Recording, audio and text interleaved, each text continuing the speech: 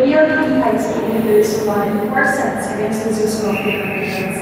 Coach, congratulations on this win. Nung first set, medyo dikit talaga yung laban ng Juan Jesus. Para lang din na naka-recover yung team in order to get the other 3 sets.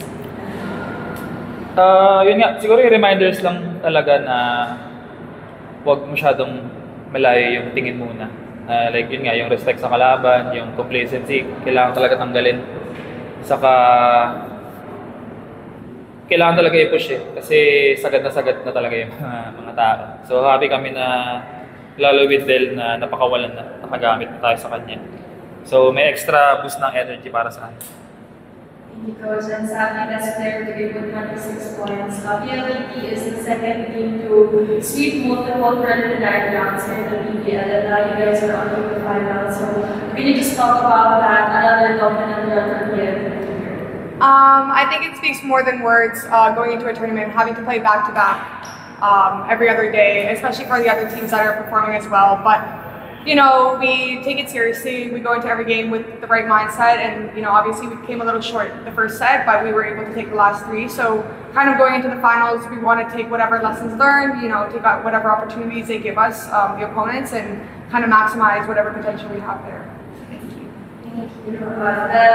After yung Alas Pilipinas, nagpunta naman back with PLDT, and ang ganda rin ang pinakita mo this game with long games, and in this game, you scored 11 points for PLDT. So, masasabi mo ba na after years din with Alas Pilipinas, talagang tumaas yung confidence mo kaya siguro po para sa akin, parang hindi po tumaas. Parang, syempre, as a middle blocker po, kailangan ko lang magtrabaho. Then, ginagawa ko lang po yung trabaho ko para sa Alas and din dito po sa mother team ko ngayon.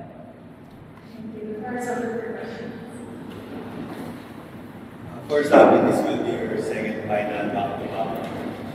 How are you feeling right now, and what will be the mindset since it's another knockout game on Saturday?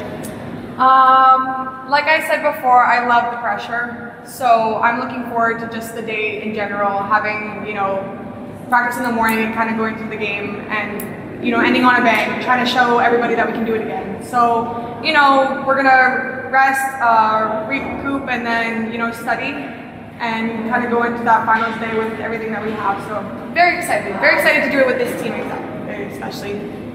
Or till this time makakasama na kanila sa final. Kumbaga ano yung magiging mindset mo since maglalaro ka na this time? Siguro po yung magiging mindset, hindi lang sa akin, para sa amin po is may panalo yung game, then isa-isa lang po munang set kasi yun, sunod-sunod po yung ano namin, yung game, then nagpapapawis lang po kami, kailangan namin mag-focus muna sa every set of the game. For Coach, siyempre naging malaking challenge sa inyo yung pagkapanalo ng championship. Pero gaano kadali, siguro kahirap pa din yung challenge na manalo naman ng championship twice. Itong paghabol na yung two-time champions. Siguro added motivation na lang na galing kami sa championship. Pero this time, yun nga, yung pag-manage talaga ng katawan, saka makalaro kami ng Sunday na mabukasan ng konti yung pagod, at the same time, aaralin pa rin talaga yung kalaban. So yun lang talaga yung, wala naman na dahil yun yung kaka-champion lang. Talagang iti-take pa rin namin na as a new challenge ng this Sunday. And for Saturday, how do you rate your physical readiness, I guess, for the final after the long preseason and now? Where's your body at? I don't want to put a number to it, but mentally I'm there. You know, if I speak it out into the world, then it becomes true. So mind over matter. But, you know, obviously come the day of, I'm going to be physically prepared and mentally prepared. So, especially with the help and support of our team, you know, every individual is kind of in charge and responsible for their own. So, the best I could do is just be ready myself. Well, then, having that Alas Pilipinas na it's still, were you going back sa laro mo, or ano yung assessment mo sa laro mo with PLDT after the national team?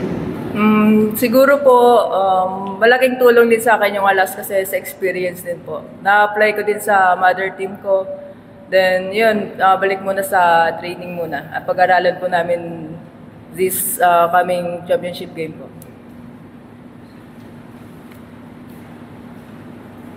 Coach, gano'n ka lang yung bago natin na meron kang extra day given natin yung magagawa lang po kasi yung sharing para sa last na final ng finals. Yun nga eh. So, for the last 2 games, hindi na talaga kami nasa kaka-ensayo. I mean, yung mga in-between days, mas pinipili talaga namin mag-off. Tapos, nagkapapawis na lang kami sa morning. At least ngayon, coming to Sunday, magagawa namin siya pareho. So, rest bukas, training Saturday. And by Sunday, sana, yun nga, nakatrabaho kami at the same time, hindi kami sana ganun kapag Maglalaban ko yun tsaka sharing bukas. I-prefer mo talaga yung finals. No comment. any naman yun, any naman na maging kalaban, malaking challenge. Then, yun nga, coming from isa as state, nagkaroon ka ng best middle blocker award. May added expectations ba for yourself? Kumbaga kasi galing dun sa gandang performances, pagbalik sa player team, parang gusto mo lang mo continue. Para po sa akin siguro, hindi ko naman po nakuha yung best middle blocker ko kung hindi dahil sa mga coaches, sa mga teammates ko na tumulong din sa akin. Siguro po sa akin walang bigger expectation. Dapat kung anong meron ako, yun lang yung kung anong may tutulong ka sa team Alas and sa team PLDT. Yun po. Thank you, Coach. Thank you, Thank you po.